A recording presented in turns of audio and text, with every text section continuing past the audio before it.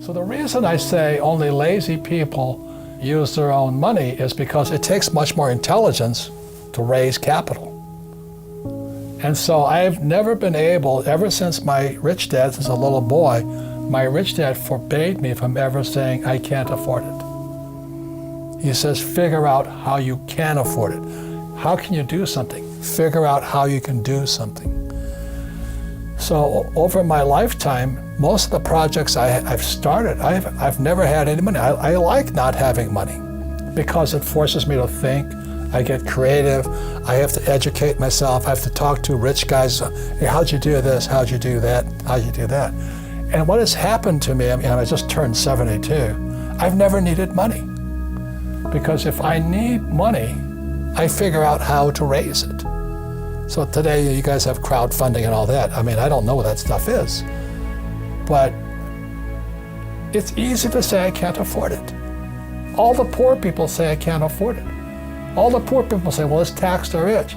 All the poor people are saying, well, give me a free education, free food, free schooling, free manicures, free pedicures. There's laziness, my opinion. So, over my lifetime, I've raised hundreds of millions of dollars. And it's because I didn't have money as a young person that I learned how to raise capital. And it's really quite simple. You have to find an asset that's worth more than me. If they can't invest in me because that's called slavery. They're gonna buy me, So what I do is, when I started off, I write about it in Fake. I started off looking for this one little piece of real estate. I found an excuse, this 1-bedroom, 1-bath condominium on the beach in Maui. And I found an excuse for people to give me the money. All I had to do is assure them I'd pay them back. So my first deal was an infinite return deal. I had no money in the deal because it was 100% debt. It was an $18,000 condo.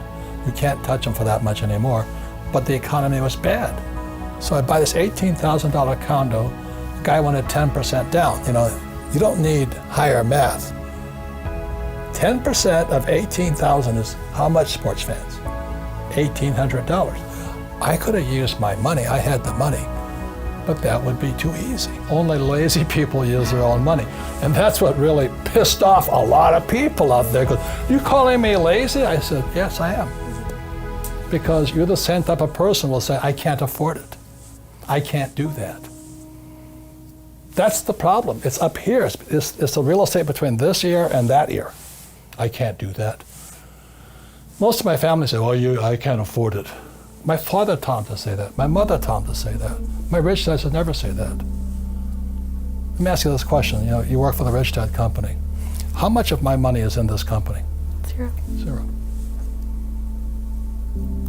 The biggest mistake, so I was doing very well here. This was 1973. I started buying my first deal, and that was an $18,000 deal. $1,800 down, $25 a month. Cash flow. I was infinite. So then I kept doing that. I had a lot of property. And then I decided I'd go here. So my first business was a nylon and Velcro surfer wallet business. And it didn't sell. So, everybody knows what those wallets are today. But back then, this is 1974 or 5.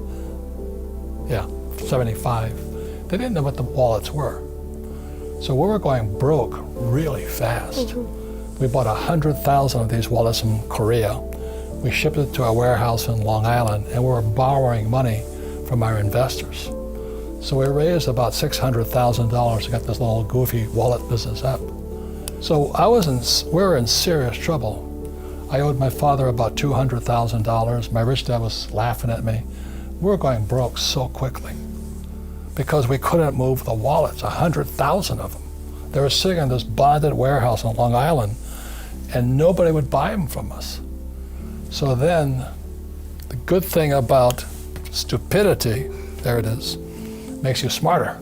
So I started thinking. We started thinking. So what's wrong? And I said, what was happening in the world at that time? All the baby boomers were fat, so they had to start running. So jogging was coming online, and nobody jogged before because, so these guys are all jogging. And then we're reading the paper. We're sitting in Honolulu going broke fast. And we're reading the paper. This jogger went to Golden Gate Park in San Francisco and was jogging around the park. And what the jogger did was he had no place to put his car key.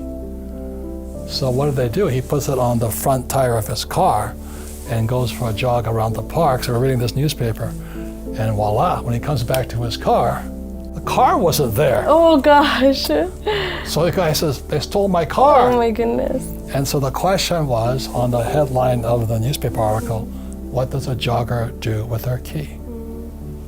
And so we sat there and said, oh my God, a problem. A problem.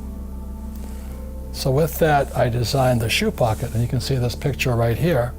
It's Playboy magazine. I mean, she's a nice looking young model with nothing on but a shoe pocket. But anyway, so we were going broke so fast by then, but when that picture hit Playboy, suddenly we were geniuses.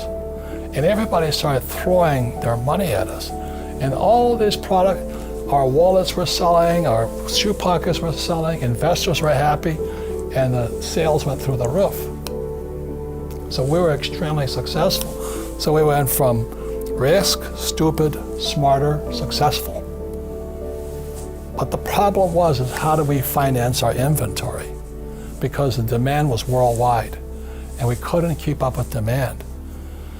So I borrowed another $100,000.